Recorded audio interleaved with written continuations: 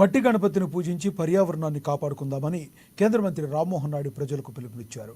స్థానిక 7 రోడ్ల కూడలి వద్ద మట్టి గణపతి విగ్రహాల పంపిణీ కార్యక్రమంలో రామ్మోహన్ నాయుడు పాల్గొన్నారు. 30,000 మట్టి గణపతి విగ్రహాలు వినాయక వ్రతకల్పం పంపిణీ కార్యక్రమాన్ని చేపట్టారు. ప్లాస్టర్ ఆఫ్ ప్యారిస్లో జిప్సం, గంధకం, మెగ్నీషియం వంటి హానికరమైన రసాయనాల వలన నీరు కాలుష్యం అవుతుందని జిల్లా కలెక్టర్ స్వప్నిల్ దినకర్ పుణ్కర్ తెలిపారు.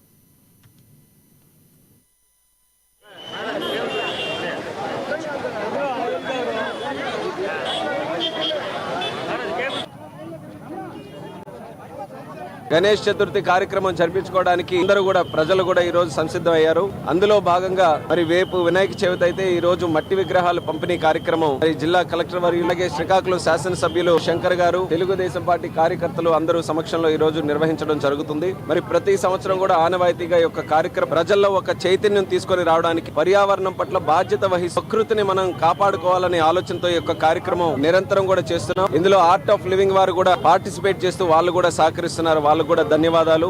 ప్రకృతి అనేటటువంటిది ప్రతి ఒక్కరి తాలూకా బాధ్యత. అందరూ కూడా సమిష్టిగా మన తాలూకా ప్రకృతిని మనం కాపాడుకుంటూ కేవలం మన కోసమే కాకుండా భవిష్యత్తు కోసం కూడా మనం అందరం కూడా కాపాడి సంరక్షించుకోవాల్సినటువంటి అవసరం ఉంది. ప్రకృతి గాని కన్నెర్ర చేస్తే దాని పరిణామాలు ఏ రకంగా ఉంటాయనేది ఈ రోజు విపత్తుల రూపంలో మనం చూస్తాం. విజయవాడలో వచ్చినటువంటి వర్షాలు గాని, లేకపోతే వాయనాడులో వచ్చినటువంటి వర్షాలు గాని, ఇలా అనేక సందర్భాల్లో విపత్తుల రూపంలో ప్రకృతి తన తాలూకా ఆగ్రహం కూడా ప్రజల మీద చూపిస్తుంది. అటువంటివి మనమందరం కూడా తగ్గించుకోవాలని ప్రకృతిని బాధ్యతగా మనమందరం కూడా చూసుకోవాలి.